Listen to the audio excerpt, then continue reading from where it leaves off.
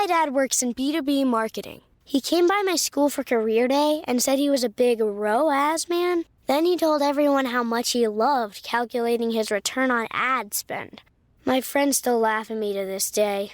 Not everyone gets B2B, but with LinkedIn, you'll be able to reach people who do. Get a $100 credit on your next ad campaign. Go to linkedin.com/campaign to claim your credit. That's linkedin.com/campaign. Terms and conditions apply. LinkedIn, the place to be, to be. Move your career further, faster in just 2 days with a Harvard Professional and Executive Development Program. Advance your leadership skills, craft smarter business strategies, build your network, and transform how you work and think to keep your career moving forward. You'll earn a certificate and can add Harvard to your resume with Harvard Professional and Executive Development. Learn more at professional.dce.harvard.edu/Spotify.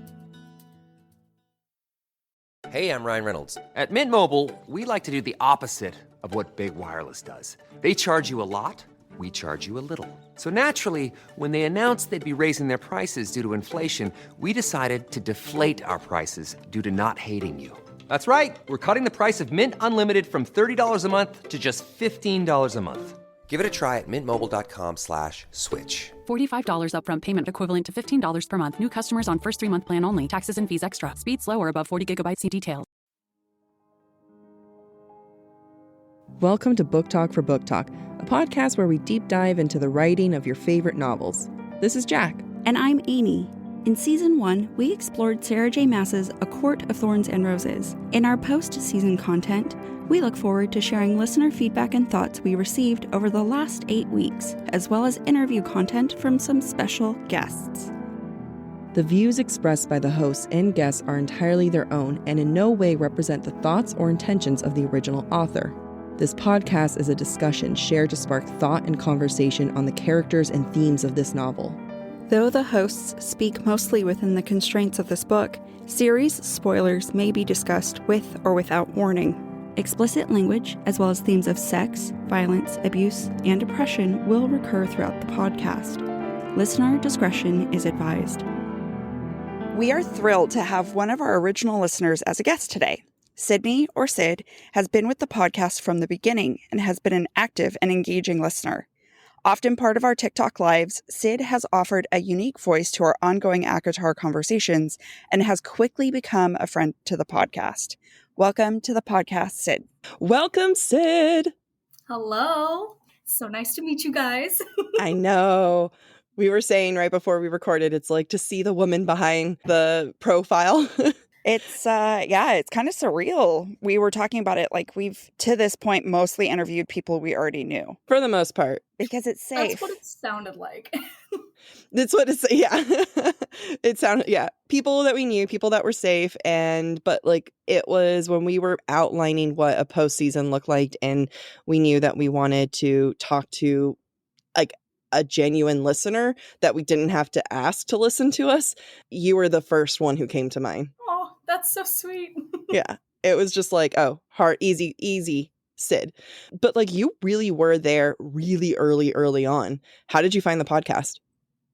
Genuinely through the luck of the TikTok algorithm. Bless that algorithm. Yeah, no. Well, because we haven't actually said this yet, but I first read A Court of Thorns and Roses in January. That was the first time that I ever read this book. Oh wow. And that is immediately TikTok directed me to your podcast. So like first episode, that was the first episode that I saw. Like I was waiting for the second episode to come out.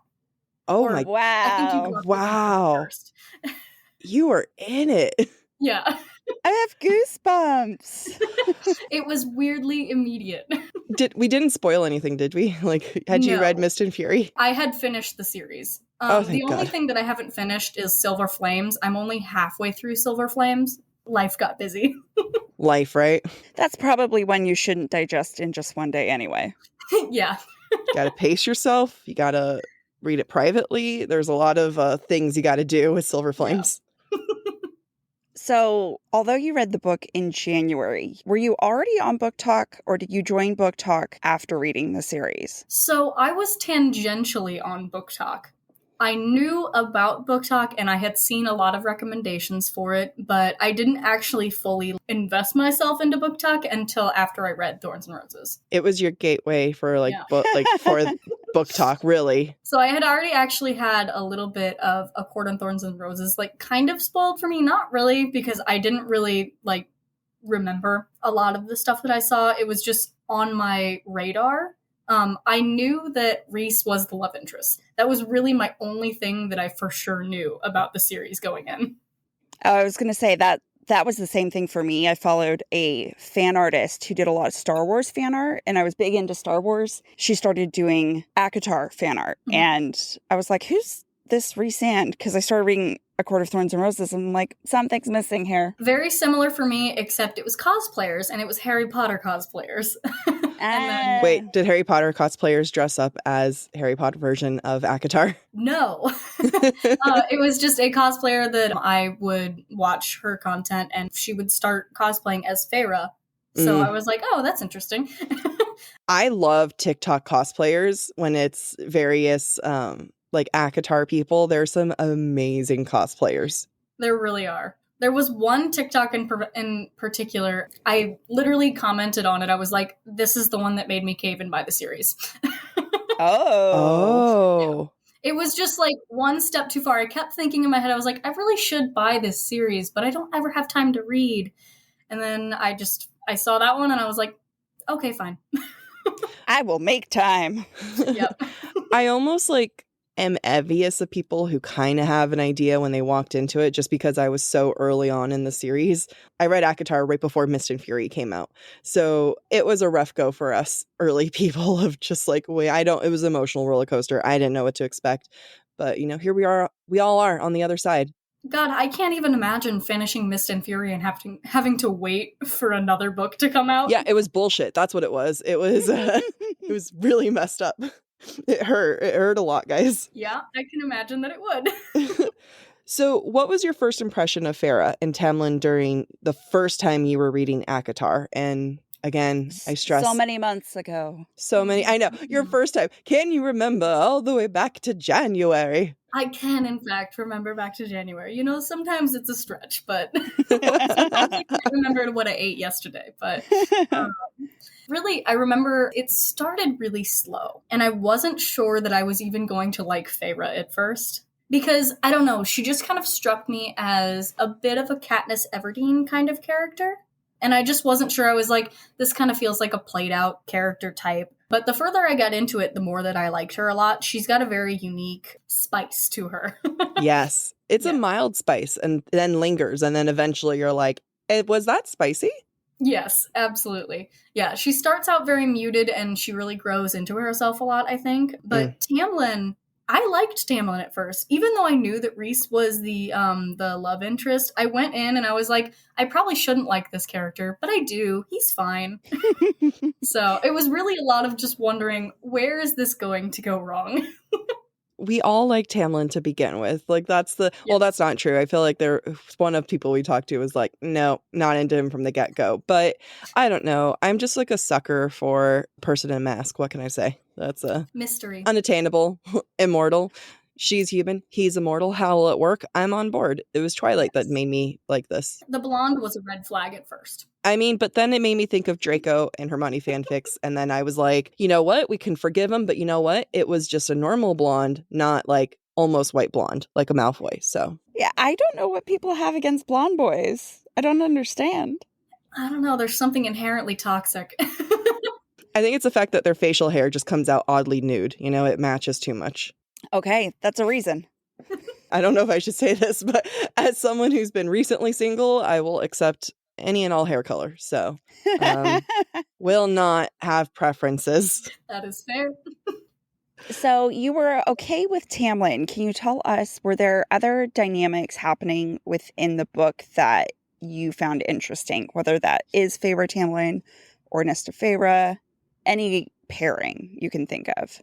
So I was trying not to get invested in Tamlin. So I was really trying to focus on side relationships. So Feyre and Lucian was a very interesting dynamic to me. Because it was like, They started off very tense, but they kind of eased their way into like a vague friendship at first. I don't know. Their relationship was very interesting to me.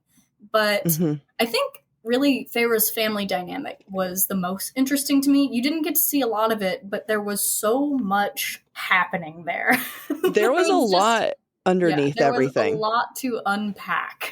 With very few chapters, right? You get a couple chapters in the beginning and a couple at the end, or middle. Yeah, and you get like some offhand mentions of like her mom in while she's in Spring Court, but really there's just so much tension with her family, and I really wanted to know why. The characters like Nesta and Elaine, SJM wrote them, and they were so rich to begin with, and I'll even credit Elaine too. I gotta say I liked Elaine more in Mist and Fury during my reread, but like they were so, I don't know, I like to describe it as like you can almost taste it, like they were palatable, like you can almost taste like their personalities. You're like, I'm in it, I'm here immediately, and that's why people had such intense reactions to them, right? Like she did the groundwork for people to not like Nesta from book 1, chapter 2. Oh, I hated Nesta at first. Same. I like her now, but I hated her at first. Amy's not happy. No, I understand. I understand why you would hate Nesta. And it's amazing that she can take someone that people hated for 3 or 4 books and flip that on its head. Truly, I did start liking Nesta in Mist and Fury, though. It was really just the beginning chapters of Thorns and Roses that I didn't like her, but she became a more sympathetic and more understandable character to me in Mist and Fury. I mean, even at the end of Thorns and Roses, when you find out that Nesta went and tried to look for Feyre, I don't know, I liked that a lot because I have brothers, and I feel like it's like a sibling relationship thing. You love to hate each other, but in the end of the day, you will go and try to find them if they're in trouble. Like, you're not going to just leave them hanging. So I have a thought about this. I agree. And I think that didn't really happen for Nesta until Feyre departed. In the early chapters, you don't really see Nesta catering to Elaine the way that she does in Mist and Fury. One of the first things Feyre says about Nesta is that anything Elaine wanted, Nesta wanted, or better. And it wasn't so much of this protective motherliness. And I think with Feyre's departure, Nesta realizes that her bonds to her sisters are very important, which is why she goes looking for Feyre, and why I think we see Nesta protective of Elaine, which is how most people characterize her. But I didn't see that to begin with in book 1. No, I completely agree. She changes a lot from the first couple of chapters where you're introduced and after Feyre comes back from the Spring Court. There's definitely a very large change in who she is as a person and how she acts towards her family. Maybe not towards their dad, but that's for later. The part that got me with Nesta was Farrah described it where it's not that she's not feeling, it's that she feels too much. And that hit me really hard. I was like, I get that. I get that a lot. And it's not she doesn't love everyone. She loves everyone too much. And if she feels love and hatred, she feels it all too much. And that made me be like, damn it. All right, I get you. I understand. Yeah, she puts up walls, very prickly walls, as a defense system because she cares too much, I think. To protect herself and to protect other people. Yes. I am excited for eventually one day when we do Silver Flames. Same. I haven't finished it yet, but yes. I love it so far. I wish I have the time to actually read more of it. You're in for a real adventure. I still think about that book. Yeah, I'm excited for that one because people have a lot of love and criticism for it. And I would love to dissect both of those. But that is 2023. So you are ambitious. Tell me it's not happening. Look me in the eye. You actually could. You actually could tell me that. You're half this podcast. What are some themes we discussed that stood out to you? And what insights did you come up with as a result? Example, food is power, painting in the feminine, smash doors, Farrah is the dough. Something that I really liked that you pointed out was the smash doors. I 100% did not notice that the first time around that I read it, but the more that I thought about it, the more that I do think it does continue into the next books as well. In Wings and Ruin, I feel like you see her smash a door theoretically on a chapter of her life. in her own terms when she leaves the spring court again. Oh, Because yes. she sure does just absolutely destroy things. Oh, yeah. Well, and even when she's actually exiting, like they're exiting through some kind of cave exit that I don't really remember the particulars, but I feel like it was broken in some way. I think you're right. It was like under the mountain, right? Like that was where it all happened. And if in theory, like under the mountain was broken, like she broke that door in many ways. Yes, and obviously in Mist and Fury, she does leave the spring court again with probably some broken doors. I think after the way that she leaves. Yeah, it could be. You know, I didn't notice any broken doors in Mist and Fury, but I did notice very intentional threshold mentions. Yes, yeah. And so SJM and her doors and thresholds, they're there for a reason. Yes. But yeah, I was a big fan of the smash doors thing. Yeah, it was, I mean, thresholds, what was it? It was when they were in the Farrah and Tamlin were in the infirmary, and Amy was the one who pointed out that she was straddling the doorway, and that was like kind of the moment where it's like, is she going to be into him or is she not going to be into him? And I feel like there are doorways in Mist and Fury. I also... Oh, yeah, there are, for sure. Yeah, like, a lot of thresholds. Oh, no smash doors, but a lot of thresholds. Yeah, there's at least, I think I remember seeing 3 different thresholds that mark the passage in the way that she's thinking or approaching her relationships. I mean, and also, like, there aren't a lot of smashed doors, but there's a lot of smashed bindings. You know, like, whether it's her being bound to the house, her then all the way at the very end, her breaking free all of the restrictions that the king was putting on everyone. The wards. Yeah. The wards, yeah. She goes from being bound to breaking, like beginning and end. I can tell you that because I finished reading it at 3 a.m. this morning. So those 3 a.m. thoughts.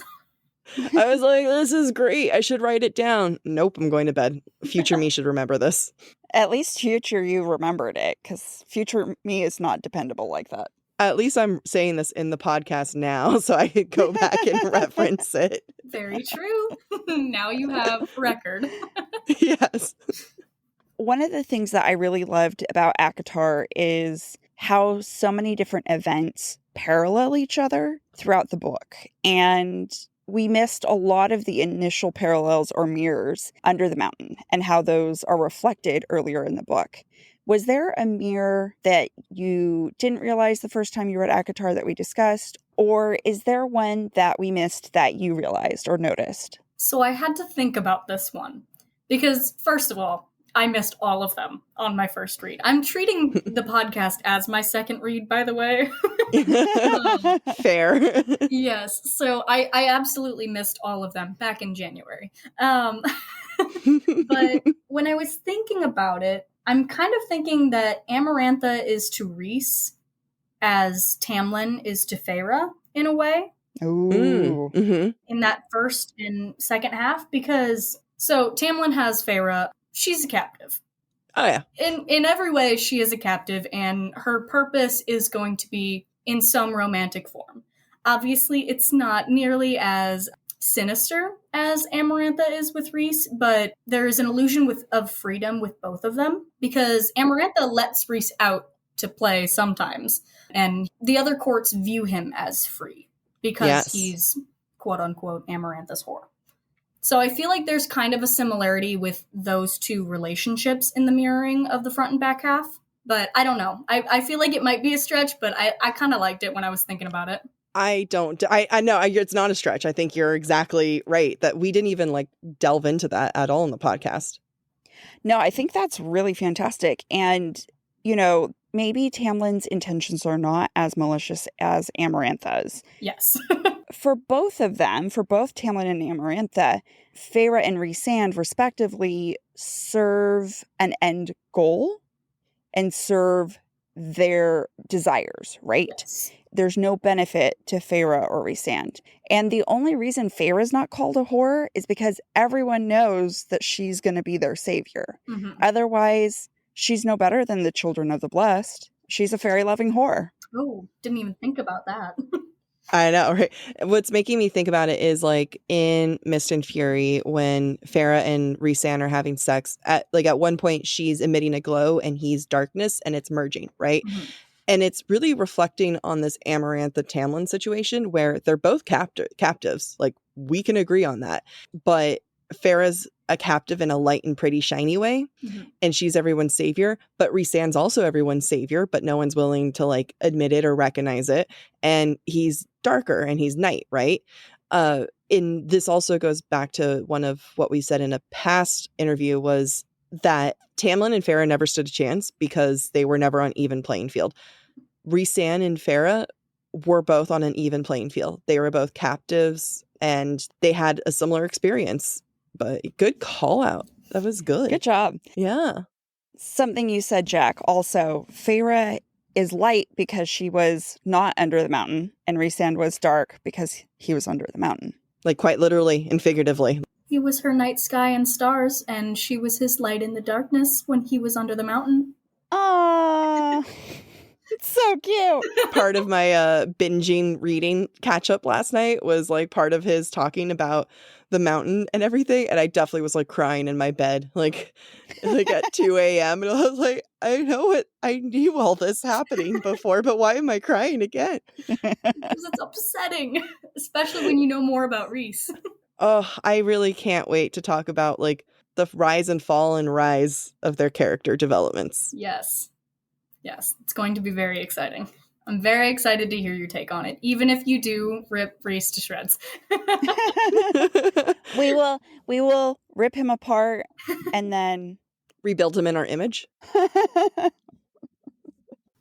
Fall has officially started here in Los Angeles, and that means we finally get to do fall activities.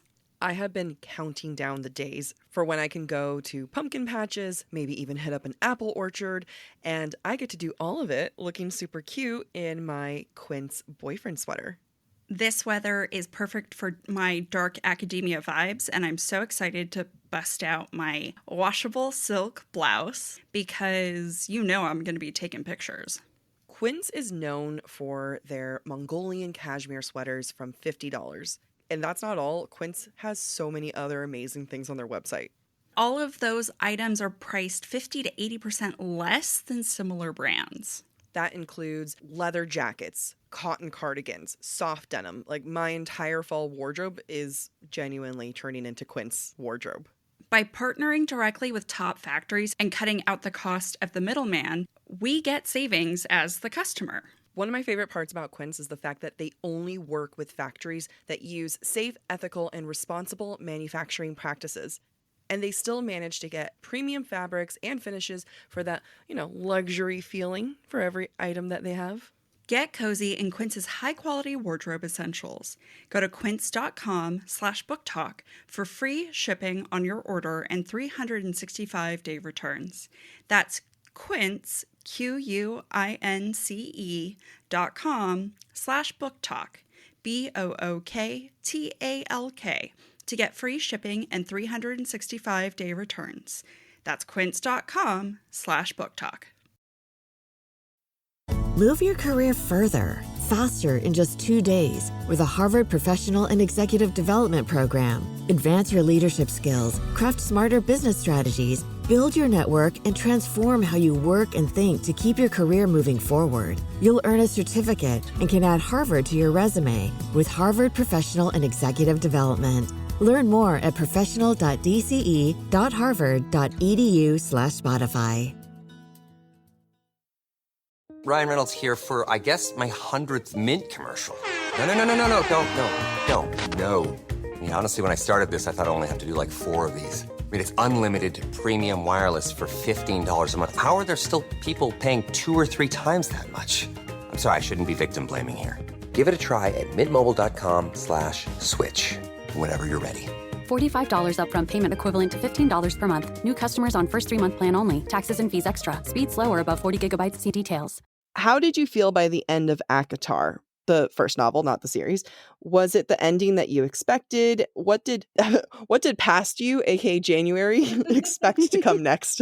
Honestly, I think that past me, well, you already know I knew that Reese was the love interest. So going in, I knew that at the very end where he stumbles and he looks shocked when the bond snaps into place, I knew that something happened there. I was like, was that the mating bond? So I was really kind of, a lot of my expectations were, how is Tamlin going to fuck this up? It did not end how I expected it to. I mean, I guess it did in a way, because fairy tale happy ending, blah, blah, blah. She beats the enemy and happily ever after. But then you've got the twist of Reese at the end. So all of my expectations going into book 2 were, how is Tamlin going to fuck up? And oh boy, did he. So He sure did. Well, it's kind of telling, though, that you knew Rhys-Anne was going to be the love interest, but you didn't know that it could have been a very amicable breakup. It could have been Tamlin leaving her. So on some level, you knew that it was going to be a his fuck up thing. Yes. And I will say, I think all of the Under the Mountain primed me for that. Because all of Under the Mountain is Feyre wanting Tamlin to speak up or do something. And every single time he fails. He fails to do that. So it felt like something was going to happen, because the way that they came together, Tamlin and Feyre at the end there, it was like, okay, you guys are together forever. This is what everyone expects of you. So it's going to have to be a messy breakup. Yeah. Just my expectation. Also drama in writing, so. I know, right? It's not going to be like a book if they're like, and they just fell out of love for no reason but parted as friends. Yes. Ideal. But unfortunately, no. Speaking of ideal, in an ideal situation, Feyre's learned all the lessons she ever needs to learn in life at the end of book 1, right? Because she's our heroine. She's evolved. So our question for you is, throughout the podcast, we talk about Feyre discovering the difference between the need to survive and the need to thrive. But has she actually learned the difference between surviving and thriving by the end of ACOTAR? And how do you think this prepares her for the coming events of Mist and Fury? Yeah, she's a hot mess, for one. Yeah. Really, I think after Under the Mountain, there's a lot of veils that have been lifted.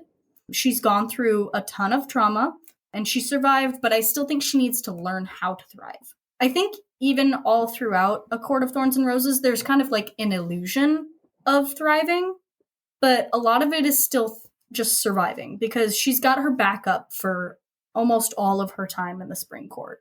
Even after she learns that her family is safe, I feel like she still kind of has her backup, because she's still like kind of fighting her feelings for Tamlin. She lets go a little bit, but I don't know. I feel like none of A Court of Thorns and Roses was actually her thriving. It was her surviving, but letting go a little bit. And now that she's gone through this mountain of trauma, she can finally relax because the threat is gone. And now she can learn how to thrive. And now she can build up as a character. It's true. We definitely talk about like Farrah figuring out like, oh, I can thrive. But, going into Mist and Fury, it's like, oh no, she didn't even understand the definition of thriving. I think maybe in ACOTAR, she might have thought like, oh, I guess I can want more than paint and food. Like, I guess that's an option. But like, she never figures out what that actually is. And you said it correctly. And I love it, where it's just like, it's an illusion. Like thriving is an illusion that Farrah's teased, and therefore we're teased with it, thinking, oh yeah, this is thriving. And by the end of Thorns and Roses, as you said, the veil is lifted, so that illusion is gone. She's disillusioned, and she really struggles now because she associates painting with thriving. She struggles with that, and she struggles with understanding what it means to thrive. Mm-hmm. Okay, so we're going to ask you an out-of-pocket question that you do not know, didn't get a chance to prepare for. You ready for this? I'm ready. Rhys-Anne feasting on Farrah's tears. Hot or not? Discuss. Oh. Both. Because, like, okay, I will say, the first time I read that, my initial thought was, what the fuck? But in retrospect, the tension was there. Fully 100%, like, sexual tension through the roof. But something weird about that. Just something very serpent-like for whatever reason. Yeah. This was kind of like, ooh, gross. Yeah, I agree. I mean, imagine like ugly crying and then someone opens their mouth with their bad breath and tries to lick your face. It's assuming he has bad breath. I think he would smell minty fresh. And honestly, as an individual who cries often, I would love to have someone there ready to lick my tears after therapy. My dog is there for you all the time. Actually, that's true. It definitely was. I think the concept of licking someone's tears, like, you know how we always say, like, I'll feast on your tears or something like that. It always has a negative context, but Yeah. it's interesting. You know what? I have to try this. I won't know if there's any fellas willing to sign up to lick these tears. I can cry them on demand. Don't knock it till you try it, is what you're saying. Exactly. You know, it definitely did the job of distracting her from the issue at hand. I will say that. That's true. That was the point. But face licking, just not for me.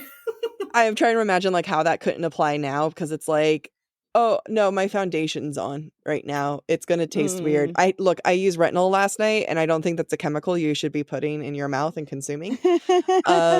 Look, you know what? Wrist, you're safe here. All right, there you go. Yeah, okay, what is going on in Rhysand's brain to be like licking her face? That's the answer. There's a lot of other options there to distract her. Licking her face was not one that I would assume. I think Rhys has a lot of intrusive thoughts, and sometimes he lets them win. More often than not. I think that's a great way to describe him. Yeah, I think that's fair. I kind of want to know what SJM's like other options were when she wrote that. Like, because it doesn't feel like a first pick option. Like, I almost feel like it's like she wrote fill in. Or that's the scene that she was like, that's the end goal. That is the scene I need to write. Yeah. How do I get there? Yes, you know what? Spot on. Like, she daydreamed it and was like, I don't know what needs to happen, but I'm putting it in there. Exactly. A subversion of expectations on eating someone's tears. Yes. I'm really determined to get this once in my life. Oh my gosh. You do that. I'll avoid it as best I can. I'll send you guys germs. We'll start a group chat. I'll let you guys know. Like, hey guys, found some person on the street willing to lick my tears. Oh my god. They tested negative for COVID. It's fine. It's at least a base requirement. Yeah, I know. Well, I mean, like, I'm in my 30s now. I got standards on who's gonna lick my face. Oh. So before we wrap, what are you most excited for us to cover in Mist and Fury, Sid? Everything. I'm just really excited about Mist and Fury, but I think something I'm super excited about is the dynamics between just our main group in Mist and Fury.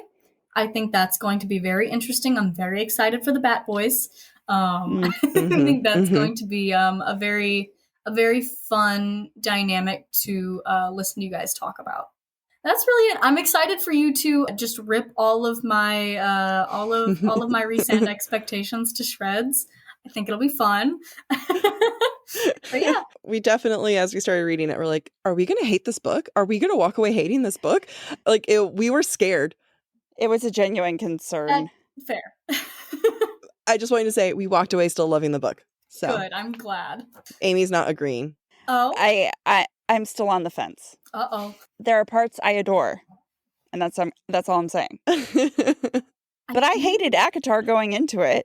Fair. To the first season. I really didn't care for ACOTAR going in, honestly. It took me a while to read. I was like, this is just the first book of the fantasy series that you have to get through. Mm-hmm. But hey, I like it a lot more after season 1 of your podcast, so Yeah. it pointed out a lot of things that I didn't realize were there. Oh, thank you. I do have one thing, though. Oh, yeah. You guys never really talked about, well, I'm sure you did sometimes, but not in like an in-depth kind of way. Some of the subtle foreshadowing that SJM very, very much puts into her writing.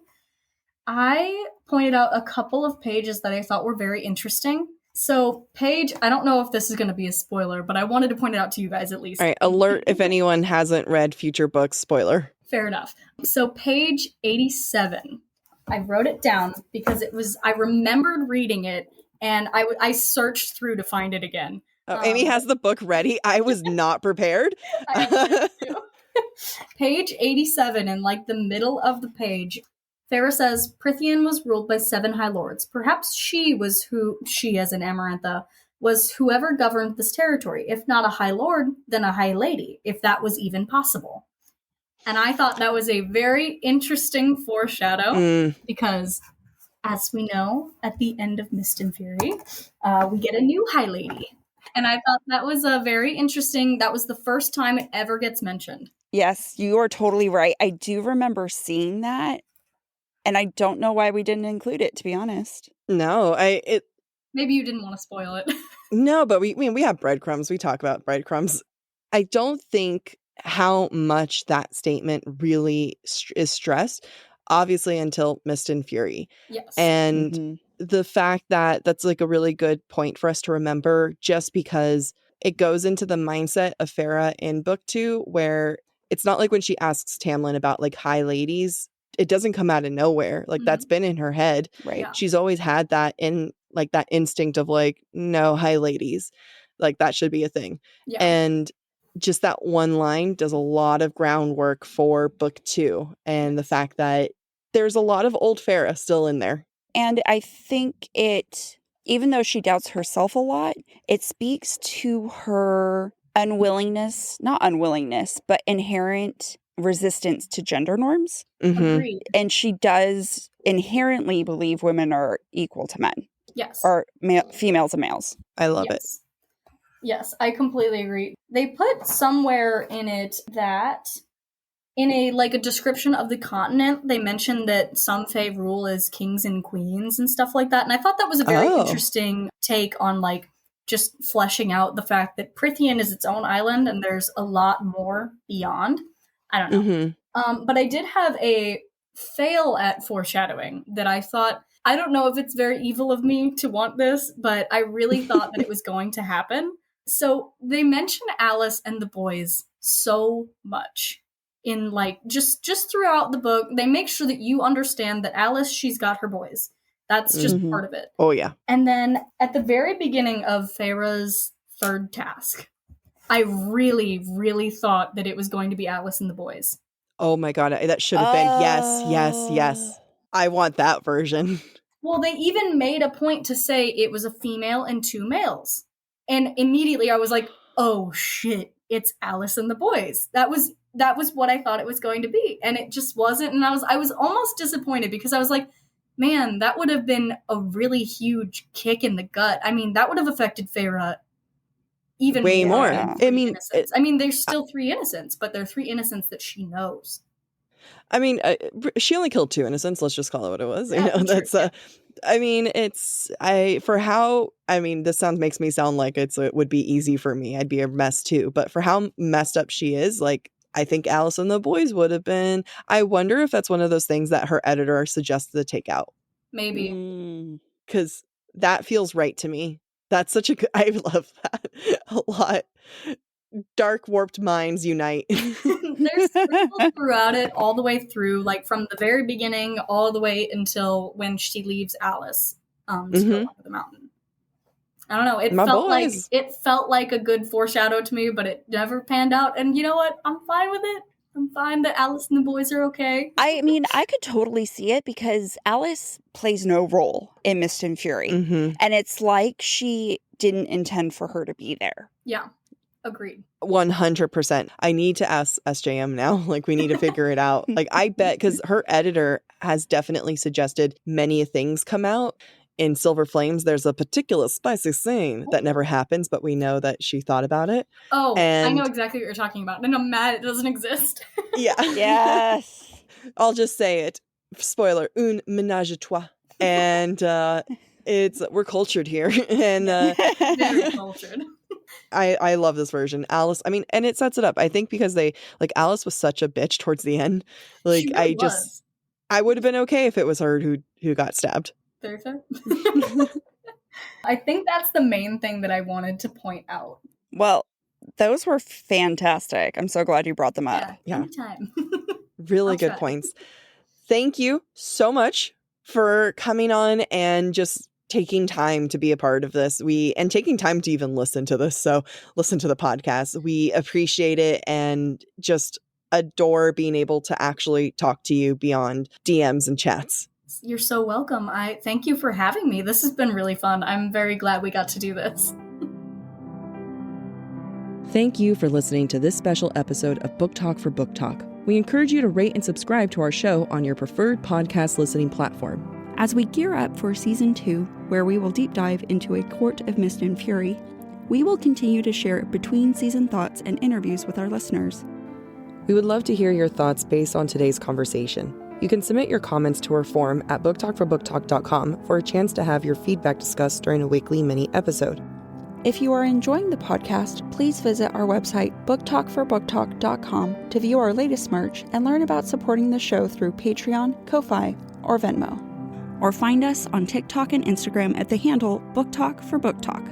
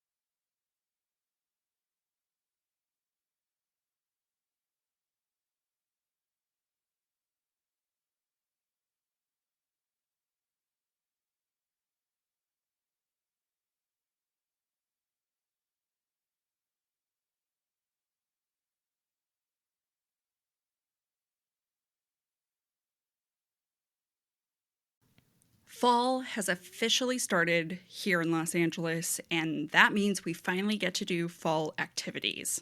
I have been counting down the days for when I can go to pumpkin patches, maybe even hit up an apple orchard, and I get to do all of it looking super cute in my Quince boyfriend sweater. This weather is perfect for my dark academia vibes, and I'm so excited to bust out my washable silk blouse because you know I'm going to be taking pictures. Quince is known for their Mongolian cashmere sweaters from $50. And that's not all. Quince has so many other amazing things on their website. All of those items are priced 50 to 80% less than similar brands. That includes leather jackets, cotton cardigans, soft denim. Like, my entire fall wardrobe is genuinely turning into Quince wardrobe. By partnering directly with top factories and cutting out the cost of the middleman, we get savings as the customer. One of my favorite parts about Quince is the fact that they only work with factories that use safe, ethical, and responsible manufacturing practices. And they still manage to get premium fabrics and finishes for that, luxury feeling for every item that they have. Get cozy in Quince's high-quality wardrobe essentials. Go to quince.com/booktalk for free shipping on your order and 365-day returns. That's Quince, QUINCE.com/booktalk, BOOKTALK, to get free shipping and 365-day returns. That's quince.com/booktalk. Ryan Reynolds here for, I guess, my 100th Mint commercial. No, don't. No. mean, honestly, when I started this, I thought I only have to do like 4 of these. I mean, it's unlimited premium wireless for $15 a month. How are there still people paying 2 or 3 times that much? I'm sorry, I shouldn't be victim blaming here. Give it a try at mintmobile.com/switch. Whenever you're ready. $45 upfront payment equivalent to $15 per month. New customers on first 3-month plan only. Taxes and fees extra. Speed slower above 40 gigabytes. See details.